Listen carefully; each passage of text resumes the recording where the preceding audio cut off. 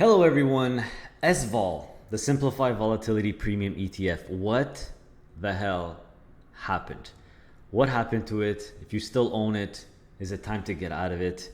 So guys, this is the second most voted video topic you asked for. Number one was why dividend investing is losing to covered call ETF investing, or more specifically S&P 500 covered call ETF investing. Make sure to check out that video in case you missed it. And by the way, do you like these types of video, guys? Give me a thumbs up to tell me that you do. I would really appreciate it. And if you want to vote in the next poll, all you have to do is be subscribed to the channel. So make sure you're subscribed. If you're interested in income-oriented investing, if you want to invest to generate income, passive income, this is your channel. I cover both the Canadian and the American stock market. So today we'll cover a fairly popular ETF. I guess it's losing its popularity a little bit, but we're going to talk about it because something pretty much happened to it in the last couple of months. And by the way, for the record, I'm filming this on June the 26th, which is actually my 40th birthday. So can you believe I'm actually not taking the day off on my 40th birthday? I'm filming a video for you guys. So I think that really deserves a like. Give me a like, guys. But this is how much I love doing these videos for you guys. I love doing these ETF comparisons and stuff like that. So SVOL, what is it? Very, very briefly, I've covered this ETF many times on my channel. I had the fund manager who actually manages, who came up with the idea, Shailesh, on the channel many times. You could check out those videos. Just search SVOL on my channel for those videos. But essentially, the main strategy of this ETF is every month they short the VIX. So the VIX, if you just Google VIX, VIX, it's the S&P 500 volatility index. So when you're shorting it, they're actually betting that volatility is going down. So volatility mostly goes down or stays down. So the strategy makes sense. However, if there's some crazy stuff going on in the news and volatility spikes, like a black swan event, COVID-19, the Trump tariffs, right? Volatility could spike. That could spell disaster if you're shorting something, if you're betting that it's going down. So what these guys do is basically they don't use the whole fund or the assets in the whole fund to short the VIX, but about 30, actually it should be in the title and the description of the video here. 20 to 30% of the funds, I believe, or something like that. So about 25% of the fund. But the main strategy, I could be right or wrong on that, but it's not all of it, but the main strategy of the ETF is basically that. That's the premise. Now, in order to protect, in case the VIX does spike, they do buy very deep out of the money call options on the VIX itself. So they're basically shorting the VIX, but they're buying call options, which is kind of the opposite on the VIX. So in case it goes up, they can mitigate a little bit of that. But is it working? Has it been working? Let's check out what's going on, everyone. And if we look at the last year, so this ETF has been around for quite a while, May 2021, but I want to specifically focus on the last 6 months. So you could see that, SVOL has been humming along. It will hum along great and provide a nice monthly income. There is some variance to the monthly income, by the way. If we just look at the distribution history, you could see it here. But it's typically 30 cents, 27, 28 cents. The last two have been 30 cents, which is now actually translating to a very high yield of about 20%. But the issue is, if we look at the stock prices, as you could see, starting at the end of February, you see this enormous drop from 21 all the way to 14 at one point. But then it recovered quickly, 19. Now it's at 17.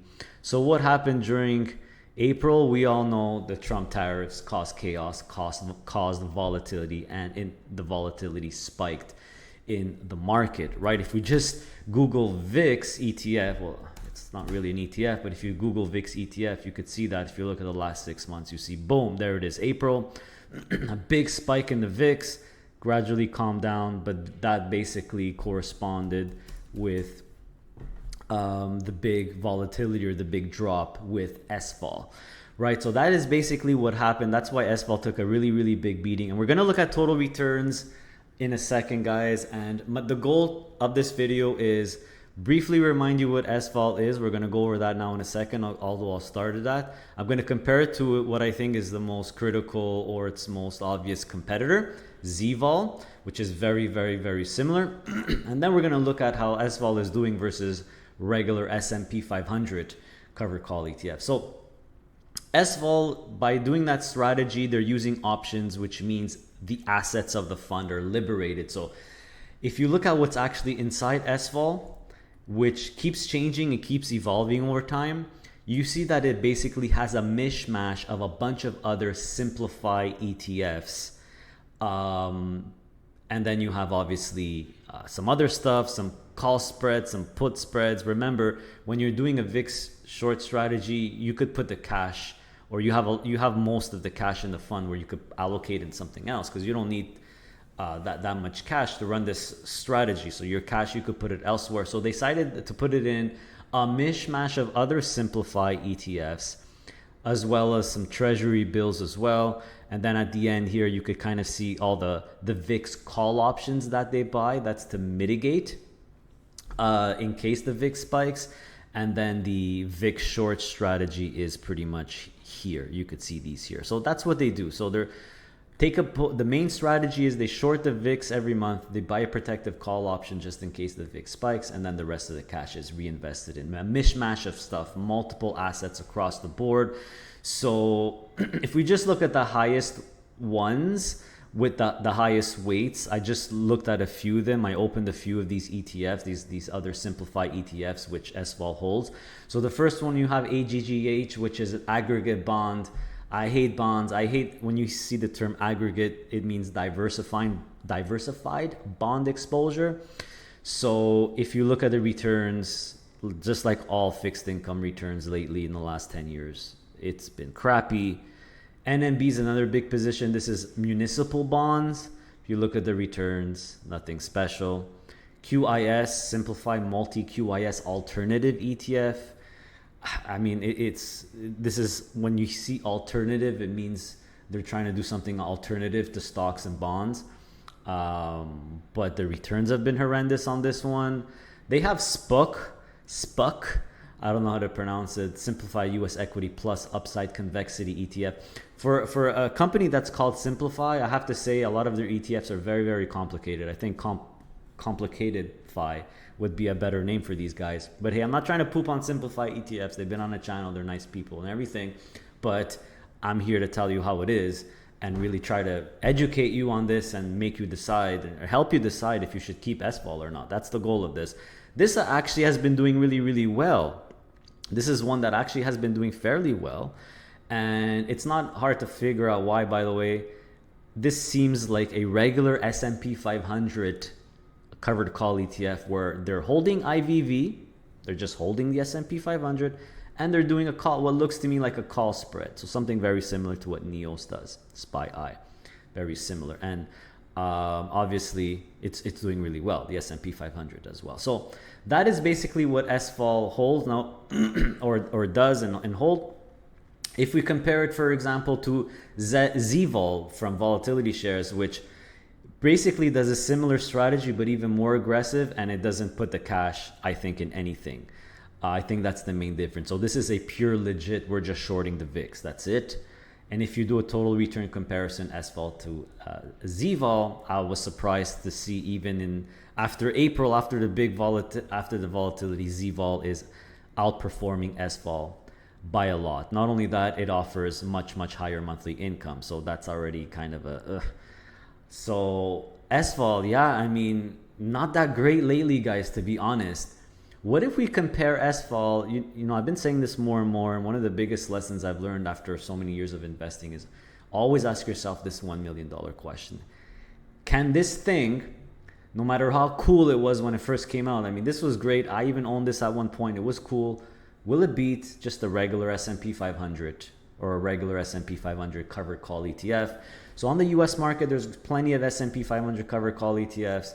You guys know already that my three top ones, the three that I think are up there, you got the GPIX, which is your most classic, your most simplest one, GPIX. You got SPY-I from NEOS. You got T-SPY from Tap Alpha. We're looking at 8% yield, 12% yield typically, 14% yield typically. And I'll even mention IVVW, which is the weakest one, much weaker in terms of total return compared to these three. But this is a very low fee, 25 basis point fee, the lowest S&P 500 covered call ETF fee by BlackRock. All they do, IVVW, is sell a 1% out of the money covered call on the S&P 500 every single month. This one is the highest yielding one, but the least performing one out of the four. But just to do some performance analysis, let's do SVOL versus GPIX, your basic classic S&P 500, which I always use as my benchmark for anything now.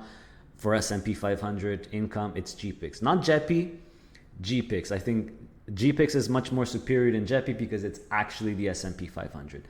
The returns are just, SVOL versus GPIX are horrendous. You could see here, absolutely horrendous. This is since the inception of GPIX, because GPIX came out after SVOL, so it's only starting at the end of 2023 till now, but it's still quite a bit of data. It's a disaster. I mean, it's a disaster, guys. This is with dividends reinvested. Okay, this is total return here. SPY, similar situation, probably not as much as a disaster because GPIX does have a little edge over SPY long term, but you see 38% versus 20%. Now, this is SPY came out even before GPIX, so the start date is a little bit earlier, the end of 2022, but you still see big outperformance. Even though SVOL was outperforming SPY for all this time, look what happened to SVOL. Boom. This is April, guys. Look at this destruction, this mass destruction here. Boom. This is like the B-52 bomber that blew up the bunker here. I mean, this is like bang. This is bad. This is bad. T-SPY, which is one of the highest performing ones, I think it's performing better than SPY. It's really close to GPIX. I think it's going to overtake GPIX, but it came out later. This is the latest one that came out, but you could see here it's like really bad too. SVOL in the negative, T-SPY in 10%. So really bad. So yeah, guys, I mean, SVOL, that protective call option, I guess, was really not enough to mitigate the VIX spike. And what worries me about this one here, I already did the comparisons. What worries me about SVOL is that this could easily happen again. The VIX could spike easily again, guys. I think the risk is much higher that the VIX spikes, and it could happen. It could, I mean, any bad news, any black swan, it could happen again. So unless they change their strategy, it's going to be even more of a disaster. There's going to be even more of a setback. Also, I really don't like the fact, I mean, for simplify ETFs, they're making this complicated.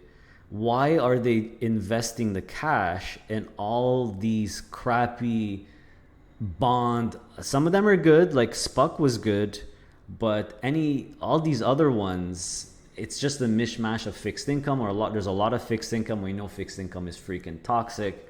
I don't like that. Why can't SVOL just hold the S&P 500 and do the VIX strategy? I think it would be much better if they would just simply do that VIX strategy and put your assets in the S&P 500 or even an S&P 500 covered call ETF or just SPUC, because SPUC is doing well and that's kind of like an S&P 500 with a call spread. I don't understand why they have to add all this junk in here. I understand they want to add their ETFs and stuff and make it diversified maybe, but it's just, I mean, my personal opinion, guys, as far as I could tell here from all the evidence I've shown you, I don't see why you would hold SVOL anymore in a portfolio. If you're an income investor, if you're a growth investor, total return investor, I still don't see why, because yes, maybe now the yield is 20%, but you remember, you can't just go yield hunting. You got to look at performance as well. This channel, yes, focuses on income, but does not ignore performance. And the performance is bad. April killed it. I mean, it really destroyed it. And I would think, again, the $1 million question, are you going to be better off just holding an S&P 500 covered call ETF? And I believe the answer is a strong yes. And there's so many of them out there now. Again, you have GPIX. I understand this is only 8% yield, but SPY gives 12, T-SPY gives 14, and even the really high yield one, which typically is 15, 16, 17, like right now, from the latest distribution. The distributions vary greatly on IVVW, and right now the yield is like 19%, I believe. Of course, I can't find it now. Here it is. The distribution yield right now, based on the latest distribution, which of course could change right now, is 19%. So the yield is pretty much near SVOL.